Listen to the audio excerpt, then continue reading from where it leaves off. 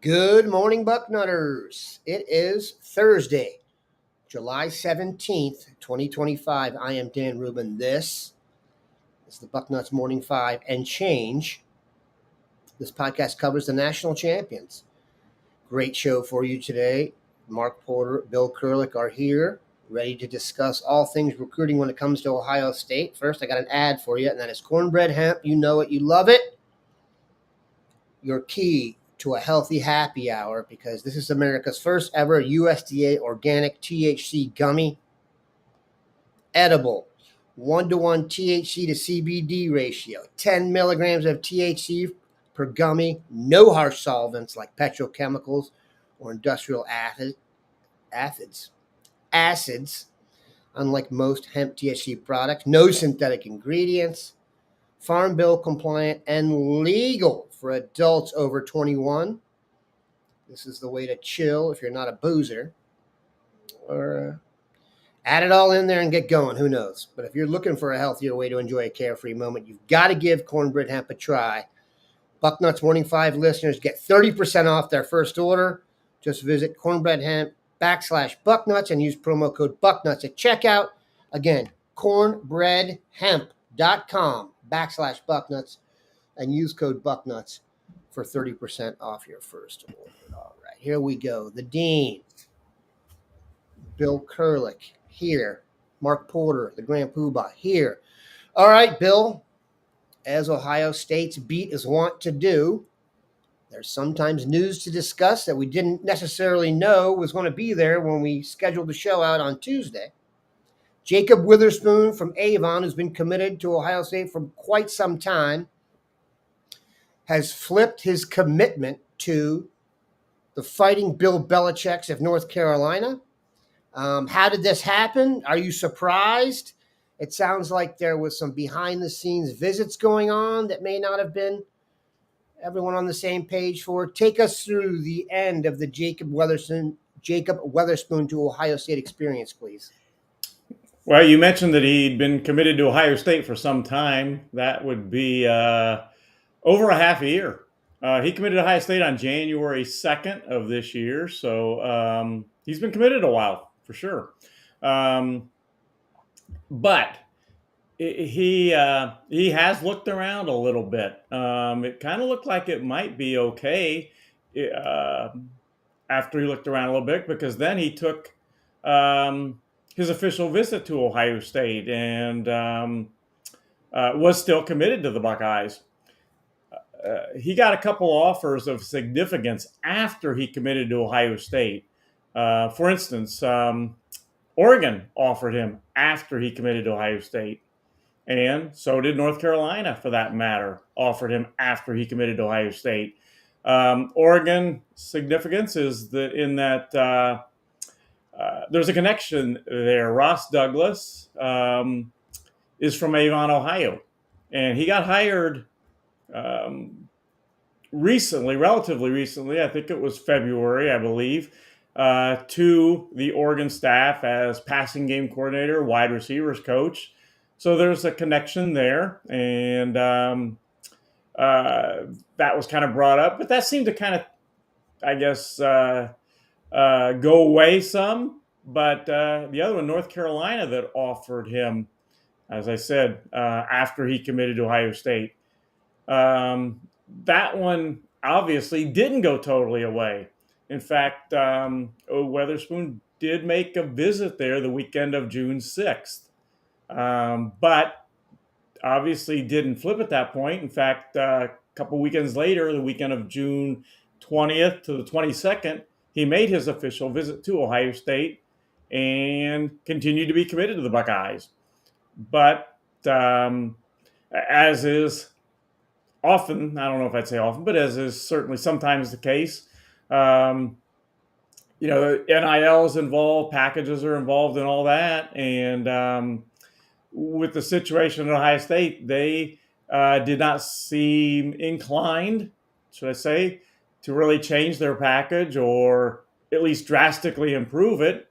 And North Carolina had recently missed out. They've got a lot of commitments in their class, but they recently missed out on some really top guys they've been going after. And lo and behold, they were able to get a flip out of Jakob Weatherspoon to North Carolina. And again, that happened yesterday afternoon. And it was interesting in talking to someone pretty well in the know at North Carolina. As of Tuesday morning, there were some on the North Carolina staff that maybe weren't even sure that Weatherspoon was going to flip to them. But lo and behold, on Tuesday afternoon, he announced that he had flipped to North Carolina. We will get into what Ohio State may do in terms of the domino effect there. But Mark, nobody knows Jakob as well as you do in the state of Ohio. We had a tremendous commitment evaluation. We had an offer evaluation. You know Avon. What say you? Yeah, he was also a member of the Raw Talent 7-on-7 team, and he trained there. So we got a lot of, FaceTime with him, and it seemed like a very normal process, and seemed very content. I do know that the Ross Douglas, they really wanted to get him out to Oregon because he was one of the best prospects. And but I mean, Dan, a couple podcasts ago, you kind of admitted that, wow, the traditional things that used to draw people here aren't holding the way we had hoped, and fingers crossed that these powers would be able to channel these kids in, and it wouldn't be about just money and other things like that. We're seeing that repeat itself, but I think there's another thing, maybe a play here. It's this, Bill Belichick, even though he got roasted again last night at the ESPYs pretty bad. I don't know if you saw it yet, but it's pretty funny.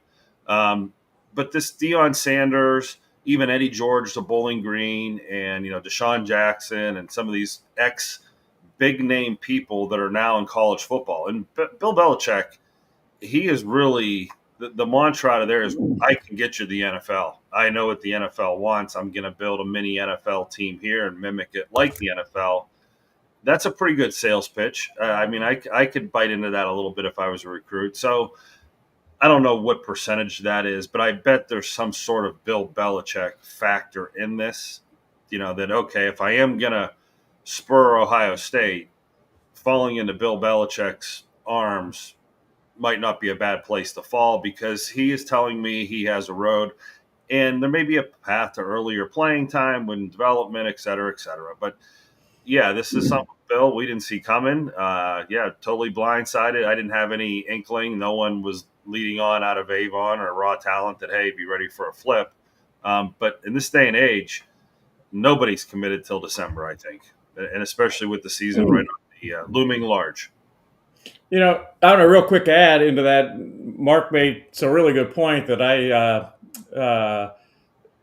talked about last night, but not today yet. High State really does a great job of selling, hey, we're not necessarily going to be the very top offer you're going to have money-wise right now, but you're going to make that up.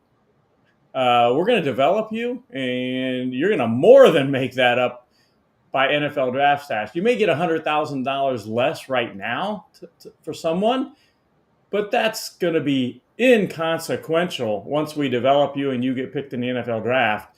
And from North Carolina's standpoint, as Mark mentioned, Bill Belichick can certainly sell, hey, I'm the greatest defensive guru of all time, if he wants to try to sell that.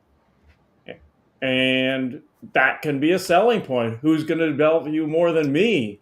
The best of all time. And to be honest, I could see Belichick selling that to a recruit. One more point. We've had a unbelievable run on corners coming here in the past couple classes.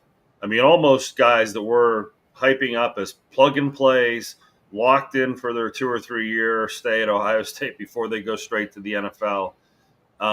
Could there be, that notion of, well, it may take me a while to get on the field here, just being respectful to the people in front of me, not being afraid of the competition, but just, being respectful that, hey, there's going to be some guys entrenched by the time I enroll next year. So there's probably a lot of things at play here, but yeah, shocker. Bill, there's going to be a lot of questions about where Ohio State goes now. Are there several names you think could fit specifically in there from a domino perspective? Well, first of all, D. Sanchez made the point here. Good morning, D. Kind of piggybacking or saying it maybe even better, probably better than I do about kids. Some of them don't care about development. And again, I'm not pointing anyone out in particular, but some of them don't necessarily care about development. She mentions about the money to spend right now for some kids is extremely important. For some, it's not. It's just as I've long said, each kid is different. Each kid's recruitment is different. There are different things each kid likes better than others, and you just try to hit on what each kid is really looking for when you recruit them. Now, as far as getting your question of who might be next, well, Ohio State does a great job of coming up with alternatives. If someone goes somewhere else, they do a great job of finding replacements. And as we've talked about in the past, quite often the replacements are better than the person that left or the person that said no to begin with. Some people I think to keep in mind, maybe. And again, this is all new because this just happened less than 24 hours for sure, maybe less than 12 hours ago. But Nasir McCoy, perhaps, would at least maybe fit the bill. He is someone. Ohio State recruited Jakob Weatherspoon as an inside cornerback safety guy. They had been recruiting McCoy as a corner safety guy. He is from Buford, so there's certainly a connection there. And he's uncommitted at this point. So that's one name possibly. Another one is Danny Odom, who committed to Nebraska, but Ohio State was right there on his list. That could be a name to keep in mind. A guy that fits the profile too, committed to Texas Tech, is Donovan Webb, who was going to make an official visit to Ohio State until late. He was going to make it at that first weekend in June, the May 30th to June 1st weekend, but that visit didn't happen. He is a cornerback safety type guy. So kind of fits the profile a little bit, but ended up committing to Texas Tech. So, those are just some names right now that maybe to take a look at. We'll say that. Let me ask you a question, Mark. When you talk to coaches from teams not employed by programs not named Ohio State, it strikes me that it's pretty obvious if you were to look at Ohio State's defensive backs that you could probably figure out Weatherspoon wasn't the highest offer of the group they had committed.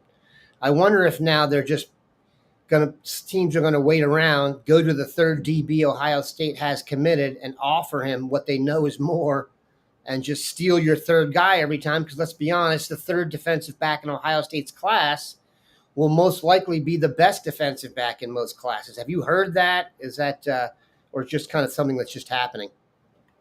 I've heard that, and that's kind of what they've always waited for, who are the bottom of every class, and see if you can pick those guys off. Now, with money, it makes it much easier.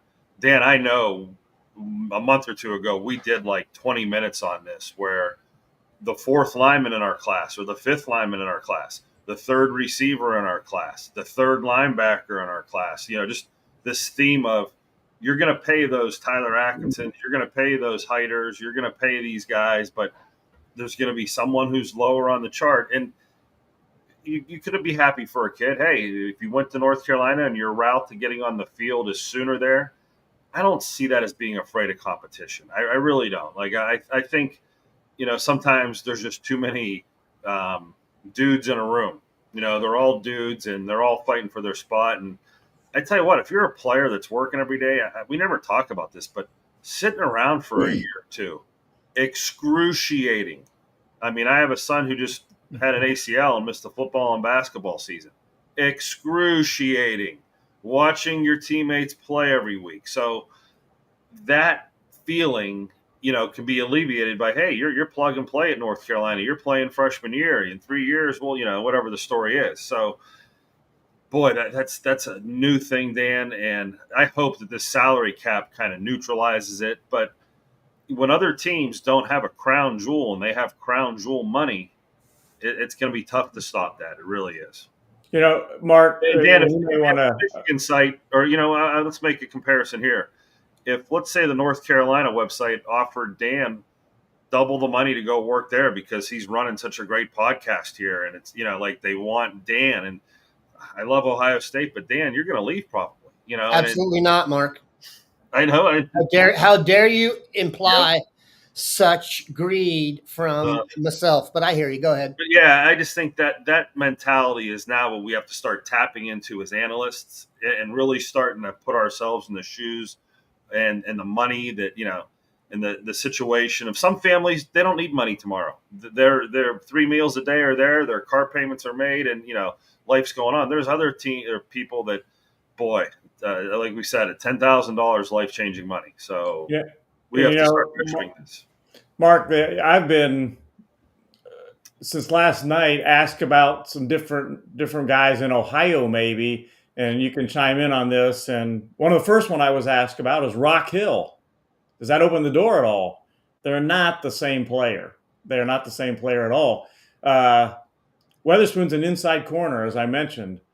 Rock Hill is an outside corner. Now, they would love that. Certainly, Rock Hill would look great in Ohio State's recruiting class. But again, they're not, I'm thinking more along the lines of kind of the same type of guy to replace Weatherspoon. And those are two different guys.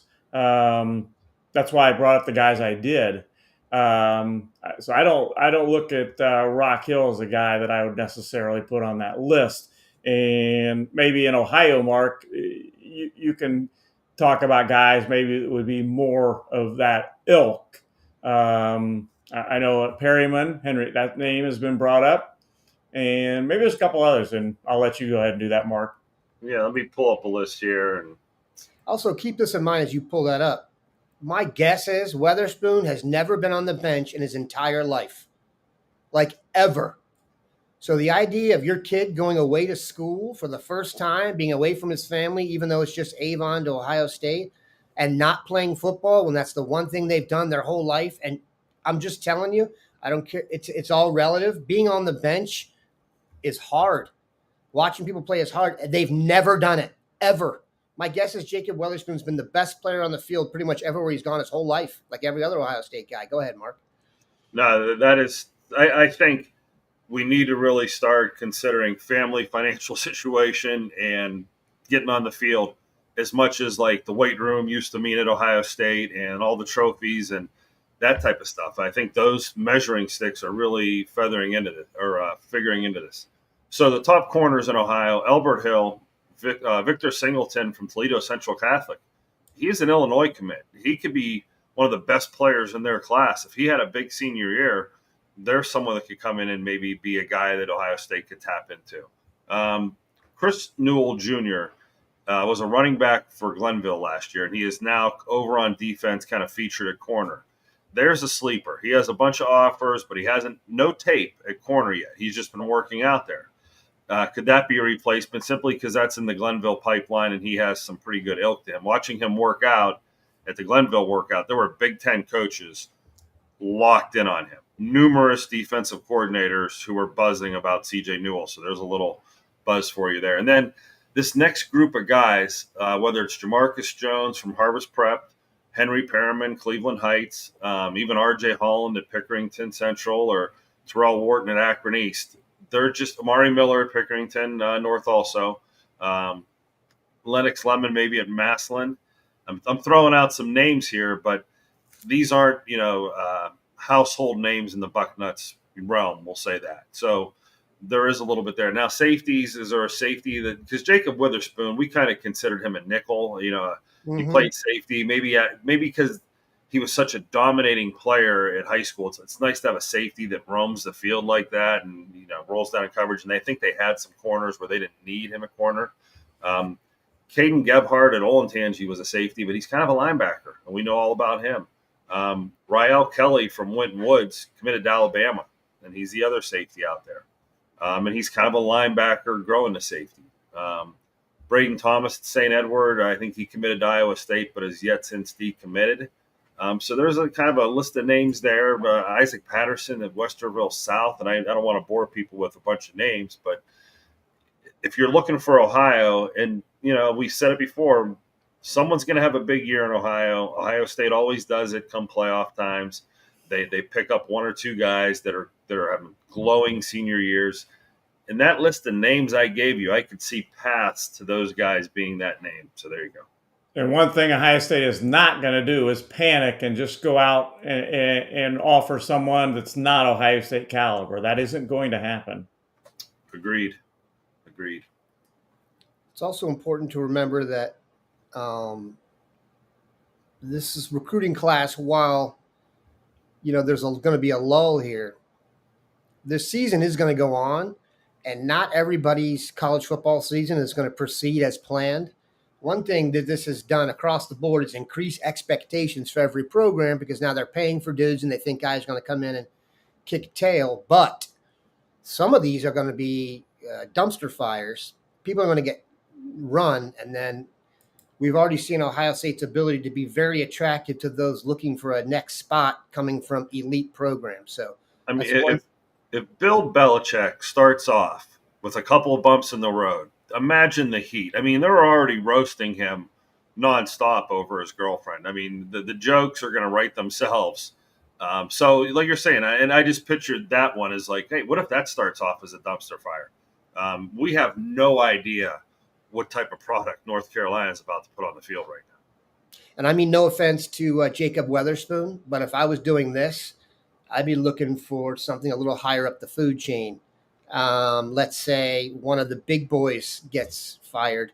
And chances are, I mean, just go look at the turnover in college football. The chances are one of the top 15 teams is going to lose their coach.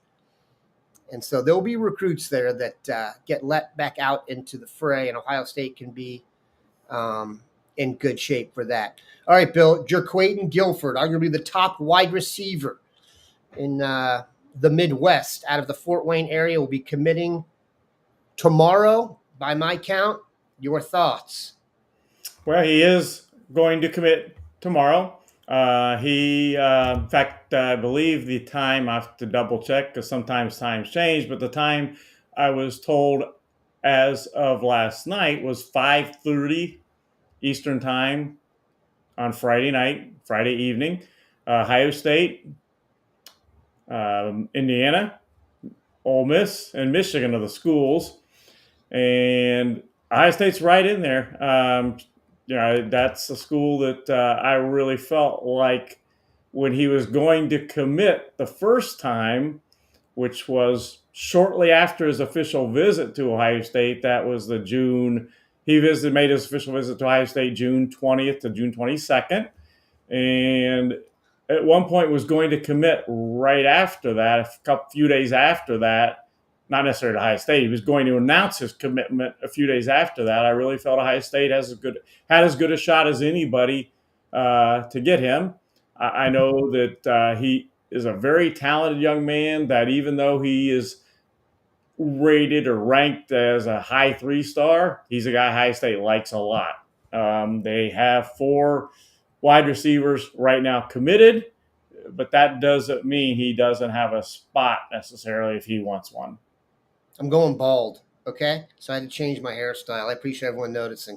Not all of us can be as fortunate as the dean and have the same hair color and same hair we had when we were 19, all right? So I appreciate the heads up. Mark, your thoughts on Guilford? Yeah, he's the one that looked like Quincy Porter right when we put him in, and we thought, wow, big, tall drink of water. I love it. I take this guy every day of the week. I think I'm personally a big receiver fool. I always like that big body. I'm not against small people, but I know you got to have a receiver room built with a couple different guys. But his ball skills and his long speed, and after what we saw in Camp Bill, I approve, and I hope we get him. Indiana would love to keep that guy home. They would really like. He's, as we said, he's from He's a Indiana. number They one would for love them. to keep him home. Yeah, but he's a Ohio number State likes him too. And that's another example of what we're saying. Like, he could come here and compete with a lot of great receivers, and if he ends up one of the top 2 dudes, you know where he's headed. But right now, he's plug and play for someone like Indiana. You'll be playing against them this year. I think he'd be on the field early. Wide receiver is one of those spots at this program where if you commit here, I almost give you credit just for doing it, because I mean, there's no doubt you're going to be going up against future millionaires. No, I mean, I can't think of any other position in the United States at any school where you're going to go in it. Now, those who stay will be champions. That's what they say at Notre Dame, right? Those who stay at Ohio State and play receiver will get to the NFL and do very well. The example I always use is Terry McLaurin, who's kind of the flavor of the month in the NFL. Never really started here and was kind of a gunner. And I think he's made, I don't know, I added it up for yesterday's boarding house, a lot of money. He's what you call financially independent. All right, let's see if we have any of these questions, Bill. There's some concern about the Tyler Atkinson commitment and Texas, and people want to know, Bill, how is Texas rolling out all this dough and what is supposedly a capped situation? Same way USC is. They are looking at this situation differently necessarily than Ohio State. Ohio State's not really using collectives. Some schools still are. And as we talked about in the case of USC, they are putting out a lot of money. They really need things to go well. And Ohio State doesn't. Ryan Day is not on the hot seat like Lincoln Riley is at USC. It's a totally different. So Ohio State feels like their approach to the NIL and all that is the right approach, and that's what they're sticking with. Question from Daryl Schoenbarger. I hope I pronounced that correctly. Been trying for days to get someone to explain recruiting rankings, average rating versus overall team. See OSU versus Texas. I can handle that. Each recruit has a rating. So if you get 20 recruits and they're all 90, your average rate is 90. There is also a cumulative effect to the ratings, meaning every recruit you get adds to it. So I can just tell you how I do it and how I interpret it. And Bill, you can disagree with me if you feel it's more power to you. I really only look at average rating. If you look at that pretty consistently, Ohio State does very, very well. For example, if you look at the number of recruits USC has, there's a cumulative effect to that. So it's kind of hard to understand. One thing you can do, though, is there's something in there called the class calculator. You can go in there and add in the guys you think Ohio State's going to finish with, and it will give you an updated look at how it might finish. Bill, you think that's a solid explanation? Yeah, I will say that I probably look a little bit more at the average recruit than you do, Dan. I'm saying that's what I look at. I don't look at the recruiting rankings 1 through 5. To me, it's average recruiting ranking, and then they really get the guys they targeted. Sorry to interrupt you. Yeah, I thought you were kind of saying that you look at it, but not quite as much as. Almost all. Yeah, I do. And I think the other thing that doesn't get looked at enough is, are you filling needs too? I mean, if Ohio State wanted to, I almost think they could continue to add wide receiver after wide receiver, but you have other needs at other spots. For instance, is Ohio State filling their needs at defensive tackle and defensive end? I think they've done a really good job at defensive tackle this year. Defensive end, they only have one right now, so that's still a need.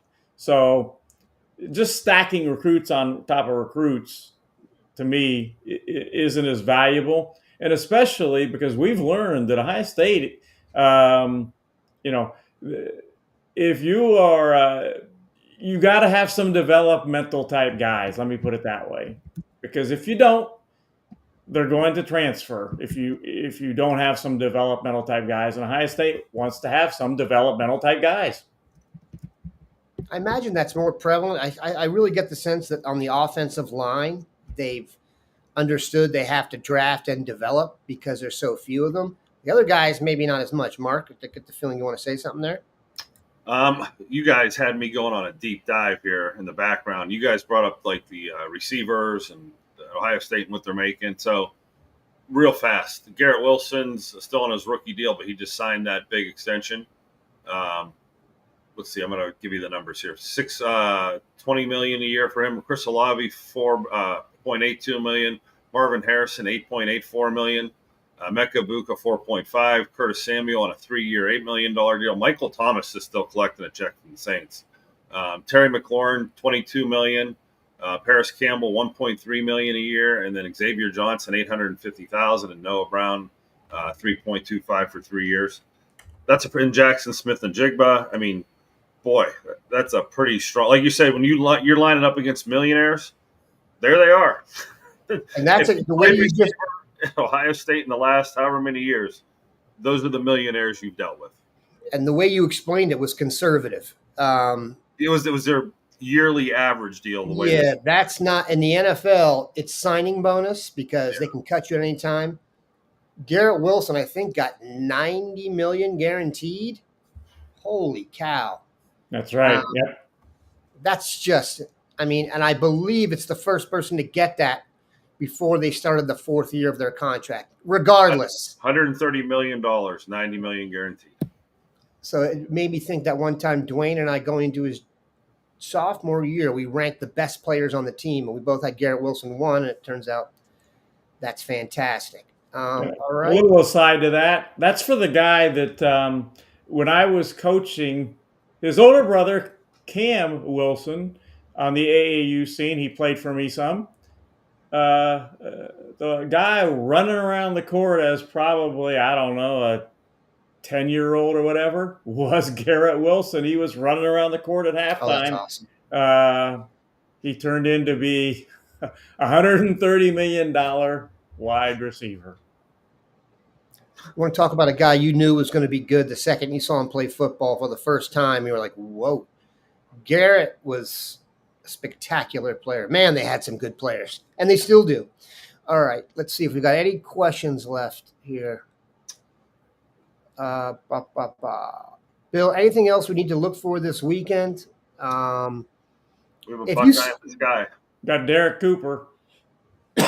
Go ahead with Derek Cooper, and then we'll get to our guy White. Yeah, Derek Cooper is announcing on Sunday evening, and Ohio State is one of his official visits. Ohio State would love to have him in the class. Tremendous athlete, running back. I would go with the field versus Ohio State right now. Miami has been the popular thinking, but we'll see. He announces on Sunday night. I don't have a great vibe on that one. I hope I'm wrong. One thing we definitely want to do to you is, as we're putting the finishing touches on 2026, we want to introduce you, if you haven't met them already, to the guys in 2027 that Ohio State will be hot after. And we like to usually start that within the state. And if there's a guy who looks like a future stud, good Lord, D'Angelo White is one of them. Not just a great name. D'Angelo White is a good football name, okay? You could see D'Angelo White in the NFL. That just feels right. Thankfully, he has the body and game, I think, to match that mark. We're going to bring some video up here for a tease, and later today we will have his offer evaluation up. But D'Angelo White, if you could tell us about him quickly, and then I'll throw the video up. He is the tight end for Villa Angela St. Joseph, and he is elusive to get watch. He's been injured a little bit. Freshman year, he played freshman football. He didn't play much varsity. He got on there a little bit. Welcome to Buckeye in the What I had Sky. to do was break down this film D'Angelo. and use some 7-on-7 clips, use some blocking, whatever. But if you guys remember Ricky Dudley, the tight end, from Ohio State back when I was in high school or college, this is the kind of body you're getting. You see him running deep there. He might be a better receiver than Ricky Dudley. He's really got that's a freshman there doing that, and he looks like he's a senior. Remember the Jeremiah Smith little slide pass he caught and just took it down the sidelines? There's a tight end imitating Jeremiah Smith. And again, this is such a young kid to be doing this as a 15, 16-year-old kid here. So the development ahead of him is just big time. He's going to remind you of an NFL tight end. Coach Rotsky over at Villa Angela St. Joe's was at Cleveland Heights when the Kelsey brothers were there. And he sent out an email 6-8 months ago to all the college coaches, and I was privy to that list of emails. And he flat out said, this is the best player since Travis Kelce. He reminds me of Travis Kelce. He's going to be great like Travis Kelce. Are they the same player? No. But he's putting him in that echelon of talent and ability. And, boy, I think this is that typical, I've said it before, the puppy with the big paws. And he has to grow into those paws. I think this kid has some room to grow, and you're going to see an absolute monster. Some of the blocking highlights, the term ragdoll is the type of strength he has to normal humans in high school. So very impressive evaluation coming out later today. Bill, I'm going to give you the floor here to finish off. I got 2 questions for you. One, would you put White into the must-get category? Because we talk about guys here and guys here. So is he in the must-get-here category? And secondly, he's listed at 6'5", 235 pounds on his 24/7 Sports profile. But you had an article on him recently where that height and weight was updated. I was wondering if you could share that as well. Yeah, I talked to his uncle earlier this week, who said actually he is still growing, and he's about 6'5.5" now, and closer to the 250 pound range. Somebody asked me, gosh, is he growing into an offensive tackle?